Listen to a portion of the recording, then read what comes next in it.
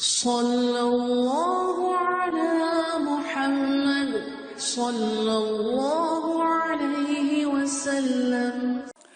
اعوذ باللہ السمیع العلیم من الشیطان الرجیم، بسم اللہ الرحمن الرحیم، والصلاة والسلام علی رسولہ الکریم۔ بخاری شریف اور باب الصلاۃ، نماز کا باب جاری ہے، اور اس باب میں ابھی تک ہم مختلف قسم کے کپڑوں میں نماز پڑھنے کے بارے میں پڑھ رہے ہیں۔ آج کا جو باب ہے، یہ باب ہے باب الصلاۃ فی الثوب الاحمر، سرخ رنگ کے کپڑے میں نماز پڑھنے کا بیان۔ اور یہاں پہ یہ واضح رہے کہ یہ بیان مردوں کے بارے میں ہے، عورتوں کے بارے میں نہیں ہے۔ اور اس باب میں امام بخاری رحمۃ اللہ علیہ جو بات کرتے ہیں کہ سرخ رنگ کے کپڑے میں مردوں کو نماز پڑھنی چاہیے کہ نہیں پڑھنی چاہیے، یا سرخ رنگ کے کپڑے مردوں کے لیے جائز ہیں کہ نہیں ہیں، یہ ایک اختلافی مسئلہ ہے، اور مختلف فقہ میں اس کے بارے میں مختلف چیزیں ہیں۔ لیکن یہاں پہ جو حدیث لائے ہیں امام بخاری، اس کو ہم پڑھیں گے۔ اور یہ حدیث جو ہے یہ حضرت عون بن ابی جحیفہ سے روایت ہے۔ فرماتے ہیں عن عون بن ابی جحیفہ نبی ہے، اپنے والد سے وہ روایت کرتے ہیں، قال رأیت رسول اللہ صلی اللہ علیہ وسلم فی قبۃ حمراء من ادم، کہ میں نے نبی کریم صلی اللہ علیہ وسلم کو دیکھا کہ آپ ایک سرخ خیمے میں تشریف فرما ہے، اور وہ سرخ خیمہ جو تھا وہ چمڑے کا بنا ہوا تھا۔ وَرَأَيْتُ بِلَالًا أَخَذَ وَضُوءَ رسول اللہ صلی اللہ علیہ وسلم، اور میں نے دیکھا کہ حضرت بلال رضی اللہ تعالیٰ عنہ کو کہ وہ نبی کریم صلی اللہ علیہ وسلم کے وضو کا بچا ہوا پانی لیے ہوئے جا رہے تھے، یعنی انہوں نے وضو کرایا نبی کریم صلی اللہ علیہ وسلم کو، اور پھر وہ باقی پانی جو تھا وہ لے کے جا رہے تھے۔ وَرَأَيْتُ النَّاسَ، اور میں نے لوگوں کو دیکھا يَبْتَدِرُونَ ذَاقَ وَضُوءَ، کہ میں نے دیکھا کہ لوگ جو ہیں وہ لپک رہے ہیں اس پانی کی طرف، یعنی جو بچا ہوا پانی تھا لوگ تیزی سے اس کی طرف لپک رہے ہیں کہ اس پانی میں سے کچھ حاصل کر لیں۔ فمن اصاب منہ شیئا تمسح بہ، تو جس کو اس میں سے کچھ پانی مل گیا وہ اسے اپنے چہرے پہ، اپنے جسم پہ اس کو ملنے لگ گیا۔ ومن لم یصب منہ شیئا، تو جس کو اس میں سے کچھ حصہ نہ ملا، اخذ من بلل ید صاحبہ، تو انہوں نے کیا کیا کہ جو ساتھی تھا اس کا اگر ہاتھ گیلا تھا تو اس سے ہی کچھ رطوبت اپنے ہاتھ میں لے لی۔ یعنی اس طرح سے صحابہ کرام رضوان اللہ مجمعین جو ہیں انہیں شوق تھا اور اتنی محبت تھی نبی کریم صلی اللہ علیہ وسلم سے، اور آپ کے جو تبرکات تھے ان سے وہ اس طرح سے فائدہ اٹھاتے تھے۔ اب ہم نے پیچھے بھی پڑھا تھا کہ جب صلح حدیبیہ کا موقع تھا اور نبی کریم صلی اللہ علیہ وسلم وضو فرما رہے تھے تو صحابہ پانی نیچے گرنے نہیں دے رہے تھے، اور اس پانی کو اچک کے اپنے منہ پہ اور اپنے جسم پہ مل رہے تھے۔ تو یہاں بھی جو حضرت بلال واپس لے کے آ رہے ہیں پانی، تو صحابہ ان کی طرف لپک رہے ہیں، اور اس پانی کو لے کے کوئی اپنے چہرے پہ اور اپنے ہاتھوں پہ مل رہا ہے، اور جس کو پانی نہیں مل رہا وہ اپنے ساتھی کے ہاتھ سے ہی لے کے تری لے کے اس کو اپنے مل لیتا ہے۔ پھر فرماتے ہیں کہ ثم رأیت بلالا اخذ عنزة فرکزها، کہ میں نے پھر حضرت بلال رضی اللہ تعالیٰ عنہ کو دیکھا کہ ان کے ہاتھ میں ایک برچھی ہے، فرکزها، اور انہوں نے اس کو گاڑ دیا ہے۔ وخرج النبی صلی اللہ علیہ وسلم فی حلة حمراء مشمرا، تو کہتے ہیں کہ میں نے دیکھا کہ نبی کریم صلی اللہ علیہ وسلم اس خیمے سے نکلے اور آپ صلی اللہ علیہ وسلم نے سرخ رنگ کا جوڑا پہنا ہوا تھا، مطلب یہ کہ جو تہبند تھا وہ بھی، اور جو چادر یا بدن پہ جو بھی قمیض تھی وہ بھی سرخ رنگ کی تھی۔ تو اس حالت میں نبی کریم صلی اللہ علیہ وسلم نے مشمرن کے اپنا جو تہبند تھا اس کو اٹھایا ہوا تھا، ٹخنوں سے اوپر اٹھایا ہوا تھا۔ صلی اللہ عنزۃ من ناس رکعتین، تو آپ صلی اللہ علیہ وسلم نے اس لاٹھی کو جو انہوں نے گاڑی تھی یا برچھی تھی اس کو گاڑا تھا بلال رضی اللہ تعالیٰ عنہ نے، اس کو سترہ بنا کر 2 رکعت نماز پڑھائی، یعنی اس لاٹھی کے پیچھے نماز پڑھی تاکہ آگے سے کوئی گزرنا چاہے تو وہ گزر سکے۔ وَرَأَيْتُ النَّاسَ وَالدَّوَّابَ، اور میں نے لوگوں کو دیکھا اور لوگوں کے جو جانور یا چوپائے تھے ان کو دیکھا، يَمُرُّونَ مِن بَيْنِ يَدِ الْعَنَزَةِ، کہ وہ اس عنزہ یا برچھی یا لاٹھی جو کچھ تھی اس کے آگے سے گزر رہے تھے۔ تو اب یہاں پہ اصل میں تو یہ حدیث لائے ہیں اس سرخ رنگ کے جوڑے کی وجہ سے کہ نبی کریم صلی اللہ علیہ وسلم نے سرخ رنگ کا جوڑا پہن رکھا تھا اور اس میں انہوں نے نماز پڑھائی تھی۔ اچھا، اب اس میں فقہ حنفیہ کے اندر جو بات آتی ہے وہ یہ ہے کہ وہ جوڑا مکمل سرخ نہیں تھا، بلکہ اس کے اندر سرخ لکیریں تھیں، یعنی سفید تھا یا کوئی اور رنگ تھا اور اس کے اندر سرخ لکیریں تھیں۔ تو اگر کوئی لکیروں والا ایسا کپڑا ہے جس کی زمین کسی اور رنگ کی ہے سفید ہے یا کوئی اور رنگ اور اس کے اندر سرخ لکیریں ہیں تو اس کو پہنا جا سکتا ہے اور اس میں نماز بھی پڑھی جا سکتی ہے. لیکن امام بخاری جو ہیں وہ تو یہاں کہہ رہے ہیں کہ سرخ جوڑا تھا اور سرخ میں بھی آپ صلی اللہ علیہ وسلم نے نماز پڑھائی. لیکن بہرحال اس کے بارے میں مختلف اقوال ہیں اور 7 یا 8 اقوال ہیں، جس میں سے جو علماء نے اس مسئلہ کی جو تفصیل بیان کی ہے وہ یہ ہے کہ اگر رنگ کسی جوڑے کا اصفر یا زعفران کا ہو تو وہ مکروہ ہے، کہ یہ دونوں رنگ جو ہیں یہ بہت تیز ہوتے ہیں. اور اسی میں ایک حدیث سنن نبی داؤد کی جس کا حوالہ دیا گیا ہے کہ حضرت عبداللہ بن عمرو بن العاص فرماتے ہیں کہ میں ایک دن گلابی رنگ کا اصفر میں رنگا ہوا جوڑا پہن رکھا تھا، تو نبی صلی اللہ علیہ وسلم کو سلام کیا تو فرمایا ما ھذا، یہ کیا ہے؟ تو مجھے خیال پیدا ہوا کہ سرخ جوڑے کو نبی صلی اللہ علیہ وسلم نے پسند نہیں فرمایا، تو میں نے وہ سرخ جوڑا جلا دیا. بعد میں نبی صلی اللہ علیہ وسلم کے پاس آیا تو آپ نے فرمایا کہ تم نے سرخ جوڑے کا کیا کیا؟ تو میں نے جواب دیا کہ یا رسول اللہ صلی اللہ علیہ وسلم، مجھے یہ اندازہ ہوا کہ آپ کو یہ ناگوار گزرا ہے تو میں نے وہ جوڑا جلا دیا. تو نبی صلی اللہ علیہ وسلم نے فرمایا کہ آپ نے جلایا کیوں؟ آپ اپنے اہل خانہ میں سے کسی عورت کو دے دیتے، یعنی اس کا جلانا ٹھیک نہیں تھا، کوئی عورت اس کو پہن لیتی، کسی عورت کو دے دیتے. تو اس سے معلوم ہوتا ہے کہ سرخ کپڑوں کا استعمال مردوں کے لیے جو ہے مکروہ ہے. اور ایک روایت میں یہ بھی ہے کہ ایسا کپڑا جو اصفر کے رنگ سے رنگا ہو یا ایسا کپڑا جو زعفران کے رنگ سے رنگا ہو وہ منع ہے. یہ سنن ابی داؤد کے اندر یہ حدیث ہے، اور صحیح مسلم کے اندر بھی یہ ہے کہ اس کی منع کیا گیا ہے کہ اصفر یا زعفران سے رنگے ہوئے گہرے رنگ کے جو سرخ رنگ ہے وہ ناپسندیدہ ہیں. لیکن اگر ہلکا سرخ رنگ ہے اور یا اس کے اندر لائنیں ہیں تو پھر وہ منع نہیں ہے اور اس کو پہنا جا سکتا ہے. اور جو معاملات ہمیں اس حدیث سے پتہ چلتے ہیں کہ خیموں کا بنانا اور ان کا استعمال کرنا جائز ہے. اور ایک بات یہ ہم نے دیکھی کہ لوگ اس وضو کے پانی کو لے کے لپک لپک کے لے رہے ہیں، تو اس سے معلوم ہوتا ہے کہ صلحاء اور نیک لوگوں کے تبرکات جو ہے ان سے فائدہ حاصل کرنا جائز اور درست ہے. لیکن اس میں خاص بات یہ ہے کہ غلو نہیں کرنا چاہیے. ایسا نہیں کہ بس ان کو ایک الوہیت کے مقام پہ لے جائیں اور جیسے ہمارے ہاں شرک تک بات چلی جاتی ہے. شریعت کی حد سے تجاوز نہیں کرنا چاہیے. صحابہ نے زیادہ سے زیادہ یہ کیا کہ پانی لیا اور اس کو اپنے جسم اور چہروں پہ مل لیا، لیکن اس کو کسی اور طرح سے کہ کوئی شرک کی حد تک نہیں گئے.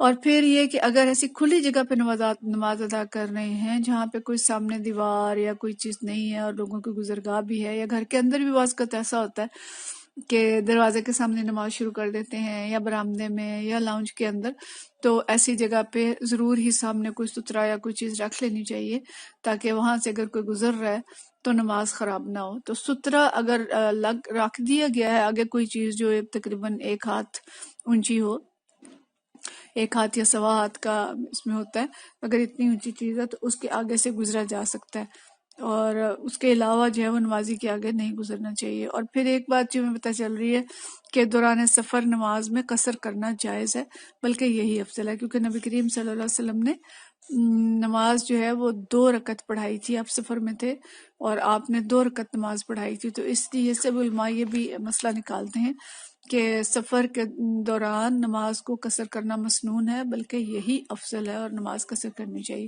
اور ماء مستعمل جو ہے وہ پاک ہے.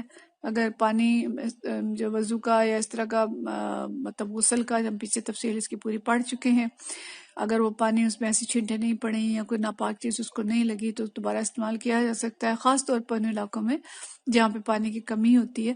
تو یہ نبی کریم صلی اللہ علیہ وسلم کے جسم عطر سے مس ہونے والا پانی ظاہر ہے ہر چیز سے بڑھ کے پاک تھا، اور صحابہ کرام رضوان اللہ اجمعین اس سے فائدہ اٹھاتے تھے اور اس کو تبرک کے طور پہ استعمال کرتے تھے. تو دیکھیں کہ یہ ساری چیزیں جو میں بتائی جاتی ہیں ان حدیث کے اندر ہمارے فائدے کے لیے کہ ہم اچھی طرح سے ان کو سمجھ لیں اور بہت سے سوالات جو پیدا ہوتے ہیں ان کے جوابات ہمیں مل جائیں. اگلا باب اسی طرح ہمیں کچھ لگے گا عجیب بھی، لیکن ہمیں چونکہ آج ان مسائل کا پتہ ہے اور ہمیں کچھ یہ چیزیں لگتی ہیں کہ یہ کیسی باتیں ہیں جو کی جا رہی ہیں، لیکن اس وقت تو نیا نیا دین آیا تھا اور بہت سے سوالات لوگوں کے سامنے ہوتے تھے، تو ان سوالات کے جوابات ان حدیث کے اندر ملتے ہیں. تو اگلا جو باب ہے یہ باب ہے صلاۃ فی سطوح والمنبر والخشب، کہ چھت پہ نماز پڑھنا، ممبر پہ نماز پڑھنا یا لکڑی پہ نماز پڑھنا. قال ابو عبداللہ، ابو عبداللہ کہتے ہیں ولم یر الحسن بأسا ان یصلی علی الجمد والقناطر، کہ حضرت حسن بصری رضی اللہ تعالیٰ عنہ جو ہیں وہ اس میں کوئی حرج نہیں سمجھتے تھے کہ برف پر نماز پڑھی جائے، پل پہ نماز پڑھی جائے، یا لکڑی کے اوپر کسی طرح کی جو ہے اس کے اوپر نماز پڑھی جائے۔ وَإِنْ جَرَى تَحْتَهَا بَوْلٌ، اچھا لکڑی نہیں، قناطر کا مطلب ہے کہ پل کے اوپر نماز پڑھی جائے۔ وَإِنْ جَرَى تَحْتَهَا بَوْلٌ، حتیٰ کہ اس کے نیچے پیشاب بہ رہا ہو، یعنی یوں سمجھے کہ گندا نالا ہے اور اس کے اوپر پل ہے، تو اس پل کے اوپر نماز پڑھنے میں کوئی حرج نہیں ہے۔ او فوقها او امامها، کہ اس کے نیچے بول بہ رہا ہے یا اس کے اوپر یا اس کے آگے، اس کی تفصیل ہم آگے پڑھتے ہیں۔ اس کا بینہما سترۃ، اس طرح کے ان دونوں کے درمیان کوئی چیز حائل ہو۔ وصلی ابو ہریرہ علی سقف المسجد بصلاۃ الامام، کہ حضرت ابو ہریرہ رضی اللہ تعالیٰ عنہ نے مسجد کی چھت پر امام کے ساتھ شریک ہو کر نماز پڑھی۔ وصلی ابن عمر علی الثلج، جو حضرت عبداللہ بن عمر نے برف پر نماز پڑھی۔ تو یہ مختلف جگہوں پر نماز پڑھنے کے بارے میں، کیا نماز صرف زمین پر اور مٹی پر ہو سکتی ہے یا باقی جگہوں پہ بھی ہو سکتی ہے؟ تو یہ اس حدیث میں پتہ چل رہا ہے کہ ممبر پر بھی نماز پڑھی جا سکتی ہے، جمی ہوئی برف اگر ہے اس پہ بھی پڑھی جا سکتی ہے، اور پل پہ بھی پڑھی جا سکتی ہے۔ یہ جمد جو لفظ ہے یہ ایسا پانی جو سخت سردی میں پانی کچتا ہے، اوپر برف جم جاتی ہے، نیچے پانی ہوتا ہے لیکن اوپر یخ بستہ ہو جاتا ہے، جم جاتا ہے اور سالڈ ہو جاتا ہے، ٹھوس ہو جاتا ہے، تو اس کے اوپر نماز پڑھی جا سکتی ہے۔ اور ایسا پل جس کے نیچے یعنی گندا نالا ہے اور پیشاب نیچے بہ رہا ہے، تو پل کے اوپر تو نہیں ہے، اس کے اوپر پڑھی جا سکتی ہے۔ لیکن اگر پل کے اوپر بھی پیشاب بہ رہا ہے لیکن اس کا کوئی حصہ ہے جس پر باقی حصہ جو ہے وہ صاف ہے، اور ان دونوں کے درمیان کوئی چیز حائل ہے، کوئی پل کا کوئی حصہ ہے، کوئی دیوار ہے، کوئی چیز اگر دیوار ہے اور دوسری طرف بہ رہی ہے کوئی گندی چیز، تو اس طرف نماز پڑھی جا سکتی ہے۔ اب یہ ساری سچویشنز کیا ہیں کہ اگر کوئی اور جگہ نہیں ہے، کوئی ایسی مجبوری ہے، جیسے خدا نخواستہ سیلاب یا کوئی اس طرح کا موقع ہو جاتا ہے کہ جب ہر طرف کوئی گندگی جو ہے وہ پھیل گئی ہے یا پانی یا گیلی جگہ ہو گئی ہے، تو جہاں تھوڑی سی پاک جگہ ملے وہاں پہ نماز پڑھی جا سکتی ہے، اور چھت پہ نماز پڑھی جا سکتی ہے۔ اب تو مساجد اس طرح سے ہیں کہ چھتوں پہ بھی اوپر بنی ہوتی ہے خواتین کے لیے، نیچے مردوں کے لیے، یا اسی طرح سے مختلف جگہیں ہیں جہاں پہ نماز پڑھنا ہمارے لیے ایک کامن بات ہے۔ لیکن اس وقت چونکہ یہ نئی نئی چیزیں آئی تھیں تو یہ سارے سوالات تھے، تو حضرت ابن عمر نے جمی برف کے اوپر بھی نماز پڑھی۔ تو مطلب یہ ہے کہ ایسی جگہ کہ جس کے اوپر پیشانی ٹکائی جا سکے، ایسی سالڈ سخت جگہ ہو تو اس کے اوپر نماز پڑھی جا سکتی ہے۔ اسی طرح لکڑی کا جانماز ہے، چبوترا ہے، تو نماز پڑھی جا سکتی ہے۔ اب اس کی جو آگے حدیث لائے ہیں امام بخاری، یہ حدیث جو ہے یہ حضرت ابو حازم نے بیان کی ہے۔ حدثنا ابو حازم قال، فرماتے ہیں سأل سہل ابن سعد من ای شیء ممبر، کہ نبی کریم صلی اللہ علیہ وسلم کا ممبر جو ہے وہ کس چیز سے بنا ہوا تھا؟ فقال ما بقی بالناس اعلم منی، کہ لوگوں میں جو لوگ اب بچے ہیں میرے سوا کوئی اس معاملے کو مجھ سے زیادہ نہیں جانتا۔ وہ من اصل الغابہ، وہ غابہ کے جھاؤ سے بنا ہوا ممبر تھا۔ غابہ ایک جگہ کا نام تھا اور جھاؤ ایک درخت ہے، کہ اس لکڑی سے بنا ہوا یہ ممبر تھا۔ عملہ فلان مولا فلانا تھا، اور اس کو فلاں کے غلام نے بنایا تھا۔ یہ کہا جاتا ہے کہ عائشہ رضی اللہ تعالیٰ عنہ کا کوئی غلام تھا غالباً۔ رسول اللہ صلی اللہ علیہ وسلم مقام علیہ رسول اللہ صلی اللہ علیہ وسلم حین عمل وودع، اور اس کو نبی کریم صلی اللہ علیہ وسلم کے لیے بنایا گیا تھا اور نبی کریم صلی اللہ علیہ وسلم اس کے اوپر کھڑے ہوئے تھے جب یہ تیار ہو گیا۔ فاستقبل القبلہ، آپ نے قبلہ کی طرف منہ کیا۔ کبر وقام الناس خلفہ، آپ نے تکبیر بیان کی اور لوگ آپ کے پیچھے کھڑے ہوئے۔ فقرأ ورکع، پھر آپ نے قرات کی اور رکوع کیا۔ ورکع الناس خلفہ، اور لوگوں نے آپ کے پیچھے رکوع کیا۔ ثم رفع رأسہ ثم رجع القہقرہ، پھر آپ صلی اللہ علیہ وسلم اٹھے رکوع سے، اپنا سر اٹھایا اور پھر پیچھے آئے۔ فسجد علی الارض، یعنی کچھ قدم پیچھے آ کے پھر زمین پر سجدہ کیا۔ ثم عاد الی المنبر، پھر ممبر پر چڑھ گئے۔ ثم رکع، پھر رکوع کیا۔ ثم رفع رأسہ، پھر سر اٹھایا۔ ثم رجع القہقرہ، پھر کچھ قدم پیچھے آئے۔ حتی سجد بالارض، زمین پر سجدہ کیا۔ فہذا شأنہ، اور یہ اس ممبر کا معاملہ ہے۔ اور قال ابو عبداللہ فرماتے ہیں قال علی بن عبداللہ، علی بن عبداللہ کہتے ہیں سألنی احمد بن حنبل عن هذا الحدیث، کہ احمد بن حنبل جو ہیں انہوں نے مجھ سے اس حدیث کے بارے میں پوچھا، فَإِنَّمَا أَرَدْتُ أَنَّ النَّبِيَّ صلی اللہ علیہ وسلم كَانَ أَعْلَى مِنَ النَّاسِ، اور کہتے ہیں میں پوچھ اس لیے رہا ہوں کہ اس صورت میں تو نبی کریم صلی اللہ علیہ وسلم لوگوں سے اونچے تھے، اوپر کھڑے تھے، یعنی ممبر پہ تھے اور لوگ پیچھے نیچے زمین پہ کھڑے تھے. فلا باس ان يكون الامام اعلى من الناس بهذا الحديث، تو اس حدیث سے پتہ چلتا ہے کہ اس میں کوئی حرج نہیں ہے کہ امام اگر اونچا کھڑا ہو اور لوگ نیچے ہوں. فقال قلت، تو کہتے ہیں میں نے کہا، ان سفیان بن عیینہ کانا یسأل عن ھذا کثیرا، کہ آپ کے جو استاد ہیں سفیان بن عیینہ وہ اس کے بارے میں ان سے ان کے بارے میں اکثر پوچھا جاتا تھا. فلم تسمعوا، تو آپ نے ان سے یہ بات نہیں سنی؟ قال اللہ، کہتے ہیں نہیں میں نے نہیں سنی، یعنی امام احمد بن حنبل کے بارے میں. تو اب اس حدیث میں جو امام بخاری اصل چیز ہمیں بتانا چاہ رہے ہیں کہ امام اگر لوگوں سے تھوڑے اونچے کھڑے ہوں اور لوگ پیچھے ہوں تو بھی نماز پڑھی جا سکتی ہے. لوگ نیچے ہیں، امام اونچا ہے. اور اب تو ہم دیکھتے ہیں کہ امام نیچے ہے حرم شریف پہ اور اوپر کتنی منزلیں بن چکی ہیں اور لوگ اوپر جا کے نماز پڑھتے ہیں. اور عام مساجد کے اندر بھی یہ کہ امام نیچے اور دوسری منزل پہ بھی نماز ہو رہی ہے. تو یعنی یہ سب چیزیں جو ہیں یہ جائز ہیں، ان میں کوئی حرج نہیں ہے. بلکہ یہاں پہ ہمیں ایک چیز جو نظر آ رہی ہے، پتہ چل رہا ہے کہ نبی کریم صلی اللہ علیہ وسلم نے ممبر پہ کھڑے ہو کے نماز پڑھائی، اور ممبر پہ سجدہ نہیں ہو سکتا تھا، وہ تو صرف بیٹھنے کی جگہ ہوتی ہے اس پہ جس پہ بیٹھ کے خطبہ دیا جاتا ہے. لیکن آپ صلی اللہ علیہ وسلم نے اس پہ کھڑے ہو کے رکوع کر کے لوگوں کو اور پوری طرح سے نماز پڑھا کے اور سجدہ صرف نیچے رکھ کے کیا. یہ معمول نہیں تھا، یہ ایک دفعہ کی بات ہے اور اس لیے تھا.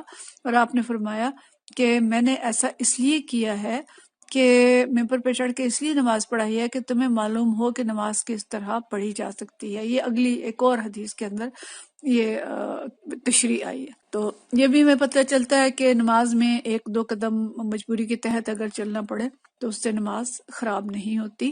اور ایک عالم کو اگر کسی مسئلے کا پتہ ہے تو اسے اس کو محفوظ رکھنا چاہیے اور دوسروں کو بھی بتانا چاہیے. وآخر دعوانا ان الحمد للہ رب العالمین.